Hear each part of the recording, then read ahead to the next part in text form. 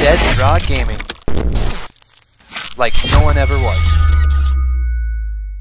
What is up, ladies and gentlemen? We are in round 4 of Madison Regionals. We have Gavin Michaels and Foster... Austin Hughes? Hughes. We're super excited. Today's been really fun. The venue for Madison Regionals is just gorgeous. I'm having a good time. How about you, Trevor? Got about 1,000 people jam-packed in here. So there's definitely a lot of people, but the whole entire venue itself is definitely a very charismatic environment. And the city itself is just gorgeous. Downtown Madison is Definitely a place to see. If city. you're down here, check out the town. Walk around, eat some good food. There's tons of coffee joints. Check it out for sure. And there is most definitely plenty of Pokemon going on right now. We have even gotten a sign coming in on to the place broadcasting that we do have the regional going on here in this building today.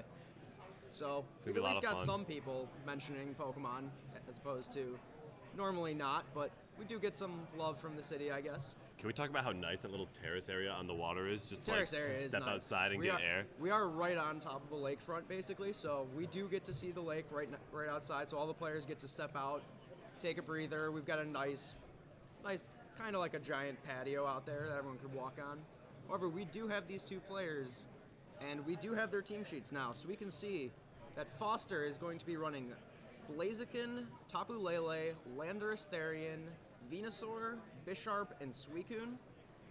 And on the other side, Gavin Michaels is going to be using Metagross, Amoonguss, Tapu Lele, Rotom Heat, Gastrodon, and Landorus Therian as well. Definitely some interesting looking mons. Both players obviously have a preference for Lele, who's really hot right now. It's seeing a little more use than even Feeny and Bulu is. It looks like Coco's the bystander right now. Lele's definitely been coming up in the meta ever since we've been dropping back. Now that Chalk is kind of resurfacing, Tapu Lele has been picking up a lot of popularity. And the thing to note on Foster's side is he is running the Blaziken Bisharp combo, which has been picking up a lot of popularity. The two of us are definitely biased for it when we do enjoy that combination. We're a bit of, yeah. However, regardless though, we've got the game coming up in a moment. They're currently looking to start things off. Yeah, so we should get into it fairly soon. So we will have it up on stream as soon as possible. And it looks like they've just started finding each other, so we're about to hop into team preview so you all can see exactly what's going down. Let's do it, folks. Fasten your seatbelts. So like we said, you got your Metagross Lele core. Rotom Heat has been picking up some popularity because it is a hard counter to Metagross Lele in itself. You also completely can ignore Earthquakes coming out from your own Landorus. You've got the Gastrodon trying to take away all the water type attacks. You've got a Amoonguss threatening some Spores. You've got the Rage Powder coming out from it. And obviously, just like I said before, Metagross Lele, the hyper offense that can come out with Psychic types from Mega Metagross most likely. And it's looking like Mega Venusaur can have a field day on this team. There's no sun. We're not seeing Chlorophyll. But we are seeing the Metagross Lele. If that is answered, Mega Venusaur definitely can actually start to answer some nice... It can start to go for Leech Seeds and kind of just sit there. However, you do have to work with your partners, though, to try and be able to clean everything else out. Definitely, and Gavin will have to play around this Blaziken carefully. It does answer a lot of his Pokemon very well. Yeah, the Bisharp especially is looking in a really nice spot, being able to threaten some knockoffs, being able to pick up some nice clean kills, especially if that Landorus Therian comes out, then you are in a really scary spot if you ever give that Bisharp a +1 boost. Now, he doesn't have outs to Psychic Terrain, so he can't just keep clicking the Sucker Punch into that slot, but that's totally okay. Yeah, most Bisharps usually are carrying Sucker Punch, so you're not really going to be able to click that in this matchup when you've got two Tapu Leles, as we do see the Bisharp and the Suicune lead coming out from Foster's side into the Lele and Gastrodon. Very nice, and these blinged out shinies look gorgeous. Had to mention that. So we will see right away Psychic Surge comes up, and like we said, there is no way of stopping it, as we do see the Psychic Seed on Gastrodon, giving it the +1 right off the bat before the game even starts. Beefing it up a little. So just the leads itself, Bisharp answers Lele super well. Gastrodon. Bisharp threatens with knockoffs and Iron Heads. The issue is, if that Tapu Lele can kill it with a Fairy move right off the bat, as we do see it just go for a Protect right away. So trying to maybe hope nothing happens, as the Bisharp also does go for Protect, so we're just playing it really carefully. Both players tiptoeing around each other. as we do see the Suicune go right off the bat to get the Tailwind, so that Bisharp's going to start being able to outspeed. And we see the Earth Power come out to try and threaten the Bisharp. I respect that. He's testing the waters. It's good to see how much that Earth Power will do to Bisharp as well. So from here, though, now you've got that Bisharp outspeeding Tapu Lele most likely, assuming that it has a decent amount of speed invest into it. Now, it's common to see Bisharps not even run Iron Head these days, but... Some still like to do it, but we are most likely going to see a potential Iron Head, or if he is predicting something else, you can go for the knockoff into that slot. Definitely. As we see Tapu Lele run away, and the Iron Head does come out. So he does predict the Iron Head, and that does very little damage to the quad resist. As we do see the Earth Power come out, as Suicune is going after the Gastrodon, which means that there could be a potential Roar, and there it is coming out. That's big damage. So, as we saw though, Bisharp's all the way down now. That thing is very scared of its position now that its Focus Sash has been broken. However, you do see Tapu Lele come back in. And let's just talk about how well Suicune is sitting there right now. That big special defense that really lets it play fearlessly against these two Pokemon, Rotom and Lele. An interesting thing to note is this one, if it did have Snarl, I would have thought it would have maybe gone for it, so we might be able to assume that there is no Snarl on that Suicune, since usually if they have it against two special attackers, we would most likely see it come off there. However, he does go for the Roar to try and get rid of that Gastrodon. As Gastrodon comes right back in, that Tapu Lele does not want to see this Bisharp trying to fire off Iron Heads into it. And Gastrodon ate that Iron Head so well. So we do see a tiny stream lag coming up, but we should be able to get this figured out in a second. And we are back. It's looking like... So it looked like a Roar came off to swap that out again, as we saw most likely an electric move going into the Suicune. However, the Rotom is still there, so it definitely wasn't a Volt Switch. We can say that much for sure. But most likely looking at a Thunderbolt going into that slot. And this Bisharp is in danger. He does have to do something to protect it unless he does plan on sacking it to get the free switch in. We will see exactly what goes off, but this Iron Head is still threatening out this Tapu Lele every turn. As we see Suicune swap out, which means Tapu Lele is also Lele's switching out. So one Lele out, one Lele in, and we do see the Bisharp going for a Protect this turn. Hopefully trying to bait out the Tapu Lele's Protect, and Rotom also goes for Protect, but it fails, and the Tailwind is now gone. So now we're in the situation that this Rotom might be able to outspeed the Bisharp on its own. And I'm thinking Foster preemptively switched that Lele in because he knew Gastrodon would come back in, and he thinks that's the hardest he can hit it right now. So now we've got the situation with the Lele in here, and Lele might be threatening to outspeed everything. Lele can definitely go for a Psychic because there's nothing that we've seen so far that can really take a Psychic well, except for the Mega Metagross on Gavin's side. So we might be seeing a Psychic come out from this Lele this turn. As we see Sucker Punch go off, definitely going into the Rotom slot, as we see Shadow Ball revealed from this Tapu Lele. Interesting pick. Probably expecting the Lele to switch back in. Possibly trying to catch it, as we do see Gavin go and take the first kill onto the Bisharp. Bisharp goes down, and Psychic Terrain is now finally gone, as we will eventually probably see that Tapu Lele come back in, unless the game ends before that, but... Definitely. As we see Mega Blaziken hit the field. The Rooster has risen. And we see this Gastrodon's still looking in a nice spot. It did lose its +1 special defense boost, but it is in a spot that it can definitely go for... So this... It could potentially recover on this turn. See, it looks like he may be running dual Mega then if he has both Mega Chicken and Venusaur out here. It is possible. Now that we've seen that it is Mega Blaziken, we can assume it's most likely going to be a Mega Venusaur as well, since there isn't a Charizard on the team to give it the Sun Boost for Chlorophyll. So we see another Shadow Ball come out into the Gastrodon slot. And he really needs to get rid of this Gastrodon. He so did his hit the special defense drop. And that'll be crucial. Gastrodon does go for the recover, potentially predicting that there was going to be the Protect turn 1 from the Mega Blaziken. That special defense drop is going to come so far for Foster. Yeah, it's definitely going to hurt. And as we've seen, this Tapu Lele has gone for Shadow Ball twice And it most likely would have clicked the Psychic into that slot unless he's still trying to hit it. So we might be seeing Choice Scarf coming out from this Tapu Lele. I'm sure we could just expect a Rock Slide from the Blaziken side, really just trying to stun his opponent and get as much advantage as he can in these moments. Yeah, there's not too much that's actually going to be threatening. And there is the Rock Slide, like you predicted, coming out. How much damage does this do to the Rotom? About half of its health, a little more than that. But is there going to be flinches is the real question popping out now. Definitely, and we have to remember this special defense is at -1 and another drop. Now.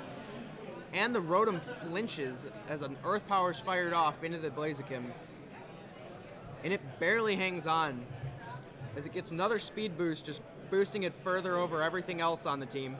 So we'll see exactly what can go for, but we're probably going to see another Rock Slide come out if that's able to pick up the kill on the Rotom. And then Shadow Ball now with this -2 Gastron is definitely threatening it. Shout out to Foster's Mega Chicken Spread, holding on and keeping that health. Holding on health. through the Earth Power definitely helps to be able to go through this. As Rotom does go for the Protect. And another Rock Slide does come out, and we'll most likely see another Shadow Ball then fired into Gastron to try and clean that thing up. And like usual though, you would probably have seen a Pinch Berry proc, but we did see the Psychic Seed. However, that got negated earlier through the Roar, and we do see Gastron finally faint. And Gastron couldn't really utilize its hard sustain power with Recover because it was at that -2 on its special defense stat. Yeah, the special defense drop's definitely threatening out that Gastron to not be able to just recover stall through it. Because usually you'd be in a fine spot, being able to take the Rock type move, and most likely the Flare Blitz coming out from the Mega Blaziken. As we do see Tapu Lele come back in, and here comes Psychic Surge again. However, as we have seen, we've got a Shadow Ball coming out into this slot most likely. Definitely. From the Tapu Lele on Foster's side. And Rock Slide will most definitely clean up Rotom if he doesn't do something about it. Unless there's an Intimidate in the back, this Rock Slide's definitely going to be able to kill the Rotom right now. We do see the game freeze up a tiny bit, and we've got the stream coming back right now. Right back at you, folks. As we do see, they're still just taking their time to pick their turns. Yeah, so he does have to protect this Rotom, and if he doesn't conserve that, it's just going to go down. However, the Rotom did protect last turn, so here comes the Rock Slide again, out into both of them. It does pick up the Rotom, and it does a decent chunk to that Tapu Lele, so let's see if the Shadow Ball can actually clean up the kill. Gavin, sitting on his last 2 Pokemon, has to dig his way out of this situation. The Tapu Lele does hang on, so here comes Psyche MZ, most likely into the Blaziken to attempt to pick up a kill on it in case it ever swapped or protected. However, it could also go into the Tapu Lele to attempt to pick up the kill on itself. However, it will be a resisted hit. And we do see it go into the Blaziken to ensure the kill in case it protected that last turn. So now we know that there's the Suicune in the back still for Foster. So the Suicune's got to come in here against the Tapu Lele. However, it's still the Suicunes are extremely bulky. Suicune has mad bulk against these special defenders, so or special attackers. My bad. And we do see the Metagross come in, but we are this Tapu Lele is locked into Shadow Ball, which can definitely threaten out, most likely for a 2-hit KO on the Metagross. Let's talk about how good of a job Gavin did on holding off using that Metagross. The Metagross definitely being able to come in after that Mega Blaziken is gone really helps because there's no way without an Intimidate that you are going to be able to take that Flare Blitz comfortably. Exactly. If not living at all. And we're sure Foster was curious if he had Intimidate in the back, so we might have held off on certain plays. Now that we saw that there was no Intimidate, things might get changed up. The Bisharp might not need to be brought the next game as well. As we do see Gavin go for the Protect on the Tapu Lele. And this could be huge. If he doubles up into this Metagross, as we do see Shadow Ball go off into it, question is, what comes after? The Iron Head goes into the Tapu Lele. Most likely, there's the kill onto it. So Suicune has to become the virtuoso he was born to be and really as we do see it go for a Tailwind here, being able to make it so it's going to be able to outspeed the opposing Tapu Lele and Mega Metagross. However, what kind of offensive move does this have is the real question, and is it able to be able to take these hits that are coming back at it? And it's not looking like it has Snarl, so we can't really see it have that spread coverage. Yeah, we can't see a spread move. As Tapu Lele reveals Ally Switch here. That also means he had that option for Z Ally Switch. As Scald goes into the Tapu Lele spot, and if this picks up a burn, Nope, no burn as Stomping Tantrum fires off, and we do see a Pinch The Berry Pinch on the Berry Suicune coming off. So this will come down to the wire. The Stomping Tantrum being revealed from this Mega Metagross means it might not be carrying Zen Headbutt on it. And if there's no Zen Headbutt on this Mega Metagross, your Iron Head's being resisted. So your Stomping Tantrum might have to be your best choice if you're running Ice Punch on it. Most definitely. Tapu Lele goes for a Protect here. And we see Scald go off. And he makes the right call. He makes the call. From here now, Gavin's looking like this game might be over unless he rolls another Protect to be able to stop this Tailwind. I do think the ally switch on Lele is something that's definitely interesting because the ally switch and the speed boosts it gives you can be so crucial for games that don't have that Tailwind speed control. And we do see him try and go for that double to stall out Tailwind, and it does not work, so he is going to lose game one. But like you mentioned, though, the Z ally switch is a potential to be able to give you the +2 speed boost to start to be able to sweep at the Tapu Lele. Definitely, and that's totally something he's got to utilize on this team. It might be something that he's going to be trying to do the next time.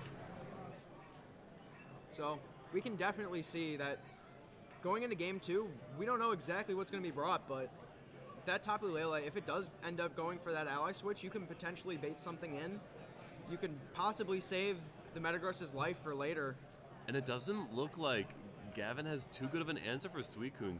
Suicune was sponging up hits that whole game. Yeah, the best answer you've got to that Suicune is going to be the Rotom Heat, but even Rotom Heat doesn't like eating a Scald, that's for sure. Definitely not. So we might see something change up this time as we are going into team preview in a few seconds. And we'll see exactly what gets changed up. Like you could tell, Metagross was also struggling to deliver that damage onto the Suicune.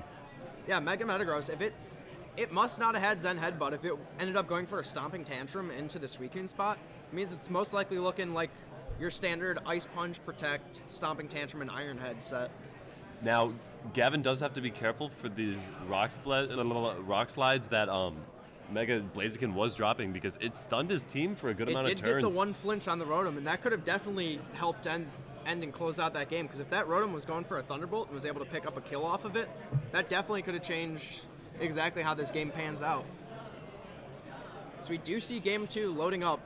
I'm curious to see if we'll see the Tailwind lead potentially from the Suicune coming out in game two, and just exactly how Gavin's going to potentially be able to answer this Suicune. Yeah, we'll have to wait and see. Most likely going to be the Rotom, I would predict, comes out again. Rotom Tapu Lele could be the lead to be able to try and pressure off that Suicune. However, if he does just go Suicune plus Bisharp again, we don't know exactly what can be threatening it. I think Gavin brings back Gastrodon because it doesn't look like Foster wants to bring Venusaur to a matchup like this. Yeah, however, now that he does have the information, the fact that there might not be that Psychic move on the Mega Metagross, which means the only thing that's going to be threatening that Mega Venusaur. Oh, and we are right into game. Sorry about that, folks. We are back, and there is a Shattered Psyche coming off, though. Mostly coming from Gavin Michael's side. And it is the Suicune lead on the other side, so let's see just how much damage this does to the Suicune, if it can actually take this hit.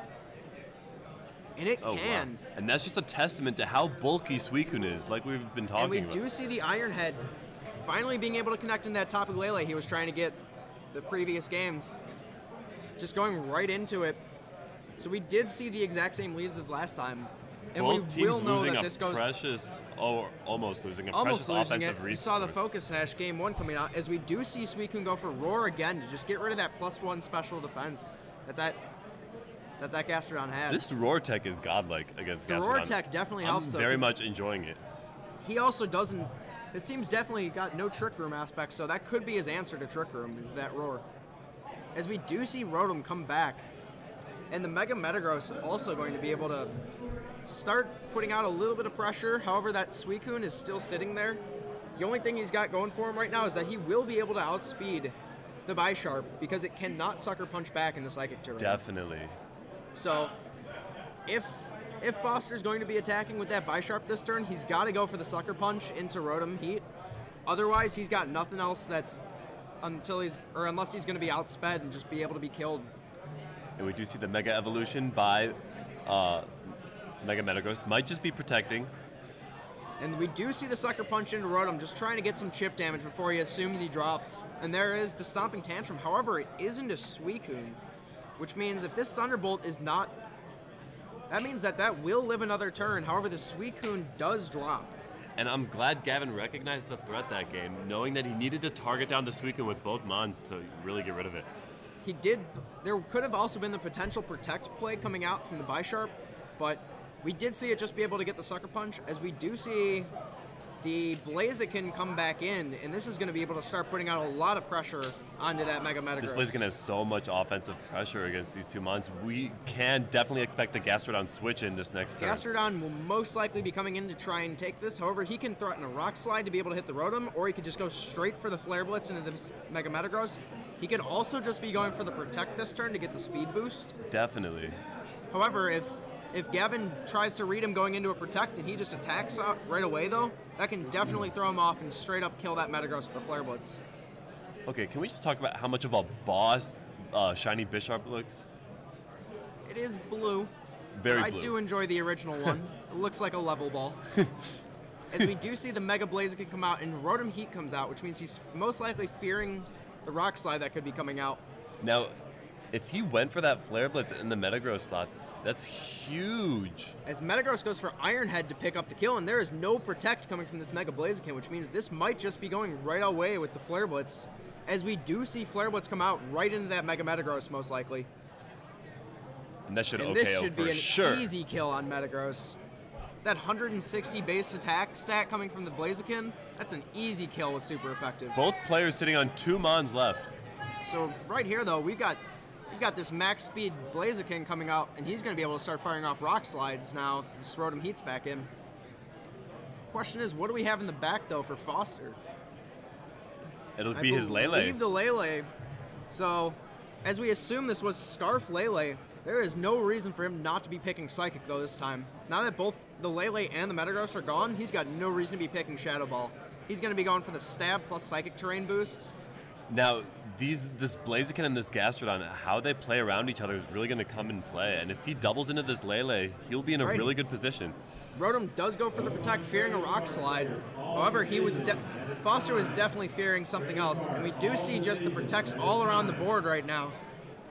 And we do see that Tapu Lele on Foster's side does lock into that Psychic. So this next turn is going to be a bloodbath, because you can expect a move from all 4 slots, since 3 of those Pokemon protected while one has a Scarf. One of them's going for a double Protect. But from this situation, something's definitely going to something will most likely drop this turn, as we do see Mega Blaziken go for the Rock Slide to try and pick up a kill on Rotom. And the stun potential from this Rock Slide can be huge going into these double last few connected, turns. so we've got 30% chances on both of these to not be able to move. The Pinchberry is procced on Rotom. It is a Pinchberry Rotom, and we do see Psychic come out into Gastrodon to try and chip that thing down so it can't recover stall out. And we see Thunderbolt fired into the Blaziken. No, I need to see what's happening. And it does pick up the kill at the end of the turn, though, which means that this Gastrodon also had to double it, so it was able to eat the Thunderbolt. Yeah, Blaziken just got toasted. So from here, though, the issue is this Tapu Lele can definitely start to pick up kills. And if he did end up going into this Rotom with the Psychic, this could be game over. And he did go for the Gastrodon, actually. So there's already going to be some nice chip damage coming out from the Thunderbolt. But it's looking like a 3-hit kill, though, is the issue. But Psychic Terrain's gone, so this is going to do a lot less damage, though, now. Definitely. However, we can imagine that he's just going to... We know he's clicking Psychic, but it is most likely into the Gastrodon now that just protected, and there it is. So from here, though... And now, assuming no crits, Gavin should have this game. However, it depends how much the Psychic's going to do on the back this next turn. Definitely. If Psychic is able to pick up the kill on this Rotom, Did we see a Psychic with Rotom yet? I don't believe we Psychic from Tapu Lele into the Rotom. We'll see how much this does if this picks up the kill. Terrain is gone. And it does with the crit. And the critical hit most likely matters. Woohoo! That is game. That was spicy. A crit will take the game. Definitely takes the kill, though. I don't know if it would have lived it naturally, though. I think it would have, and that was Gavin's key to this game 3. Yeah, he would have been able to win that and bring it to a game 3 if he did live that hit. And we can probably assume it did, but he did roll the 1 in 24 and got that critical hit. So we should be back in a little bit, though, for the player interview with Justin Hughes. However, right there, though, that crit definitely sealed up. Because I think if we go to Game 3, I think Gavin actually does have a potential, though. I think that both players were really close, and Gavin got extremely close on both games. He did. I think Game 1, he definitely over-predicted with the ally switch, thinking to be able to swap it out. However, it just didn't matter. He went for that slot anyway, and he ended up getting the correct read. Definitely. We will be taking Foster in here for an interview pretty soon. Get ready. Fasten your seatbelts. We will be back in around 3 minutes or so. All right, so we are here now with Justin, or Foster Hughes. And so right away, what are your thoughts on the win? Kind of really surprised, actually. I did not expect to win that game 2. I don't think I should have without that crit, but the crit definitely would have helped. Or I want to say outside of terrain, it does not pick up that kill. It wouldn't have. But I felt really comfortable with the matchup, so I was feeling good going into what I thought was going to be a game 3. But yeah, wow. Yeah, we were definitely predicting Game 3 coming out, because I don't think you're able to do around 65% to that Rotom with one Psychic out of terrain. No. Because we did see you were Scarf. Yes. So if you were Specs, though, definitely, but the Scarf on it is usually a real fast variant of it. So, right, another question. Is there anything you want the audience to know? No, like, do you want me to give shout-outs or something? Oh, I mean, like, yeah, that as well. If you got shout-outs to give, go ahead. Sure, I'll shout out my friends Sean Bannon and Joe Picorni for listening to me be like a crazy mess while I was team building for this. So they were very helpful. Thank you. To be able to give some stuff out, yeah. Yeah. How many regionals? This is my 5th regional this year, and this is my first year playing.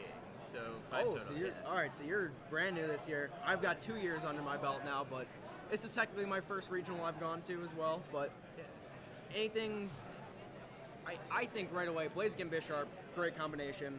Yeah, I love the Focus Sash, though, that's where we differ.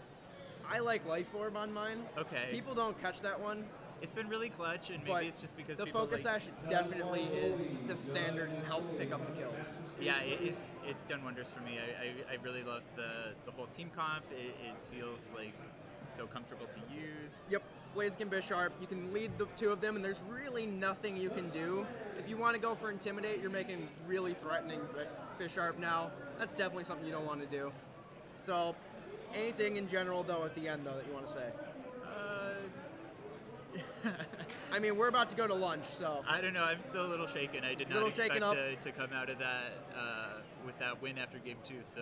All right, so since this is your first year here, do you know who Gavin was going into it? Oh, yes. Yeah. Okay, just making sure you knew that you're... Yeah, Gavin is definitely someone who, like, I looked to when I was, like, starting and, like, learning how to play VGC. So, and speaking of how to play VGC, we're going to go into that during lunch break.